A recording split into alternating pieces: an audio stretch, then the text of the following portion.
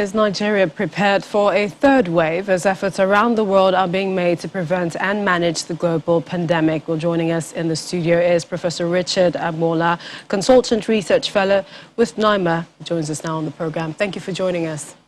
Thank you for having me on your program. All right, let's look at our current approach to the management and our COVID-19 response in the country.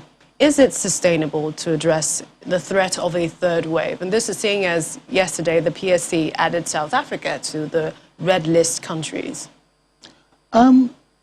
We have to be vigilant is the response to that, and change our views and the system that we put in place as we have more information. I think what we have in place now with regards to restriction from countries where they are having problems is probably okay.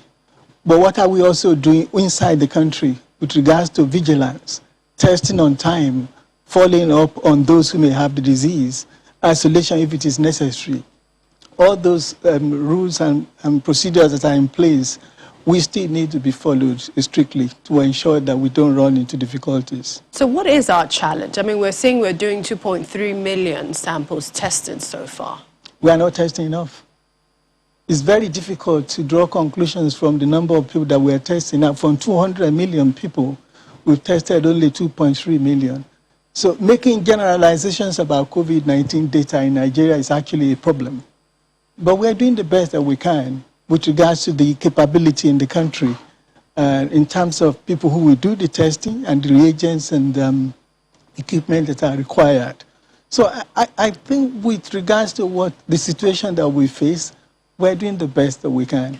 So the Nigeria Center for Disease Control says states need to take this responsibility, so nationals are supposed to take this forward. But how do you essentially balance all of that with what other sectors states have to battle with, and then, you know, COVID, which also fuels the fact that some people feel it's a virus that doesn't really exist in the country? Well, that's the major difficulties in Nigeria and some African countries as well. The denial of what is happening. And we need to increase efforts at making advocacy to make sure that we are not out of it yet. COVID is real, it's killing people, and we must do everything that we need to do to avoid it. We certainly don't want to have another lockdown in Nigeria, because it's not only the impact that you have on disease, but on people and livelihood. Taking into consideration the kind of economy that we have in Nigeria.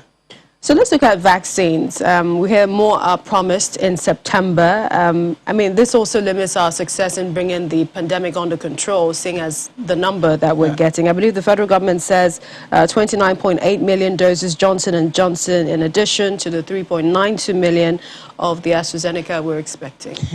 That is, as you probably know, vaccine inequality, global vaccine inequality is a major issue that is being discussed time and again. I'm not quite sure I know who to blame for that, because have we been preparing for that before now? But it's good news. Whatever amount of vaccine that we have to get more people vaccinated must be regarded as good news. But 2.something million is still very low. If you take into consideration the fact that you need to vaccinate 60 to 70% of Nigerian population to begin to have community effect, so that's a still low number. But then we also have problem with people who don't want to receive even what we have. So we have a lot on our plate to do in terms of making people aware that if you have the vaccine offered to you, please receive the vaccine, because it can save your life. So now that you've said that, we'll also have the issue of the COVID brand of the AstraZeneca. And we understand that the EMA, European Union, has said it's not part of what is agreed for the Green Pass. Some people have been speaking about the efficacy of COVID, which developing countries and India, received. What's your take on that? So efficacy of so I need to talk about efficacy, which is a scientific attempt to know the quality and the effect of a vaccine or a product.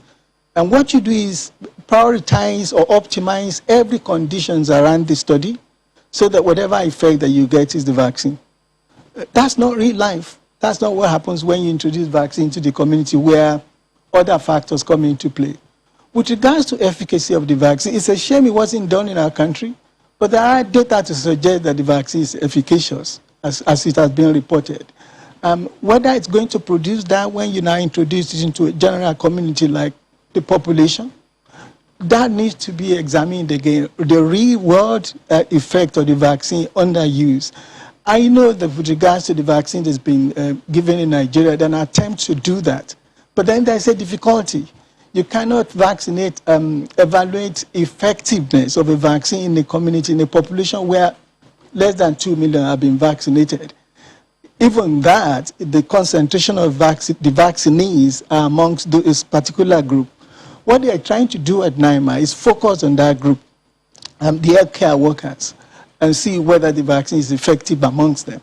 But it will be difficult to translate or extrapolate that to what will happen in the general population anyway. So this is going to take us time, it's going to take us money as well. Yes. The real issue actually is money. Okay. Funding research, I'm a researcher myself, and funding research is pretty difficult in Nigeria. Research to generate credible data takes money. It takes expertise, but it takes money.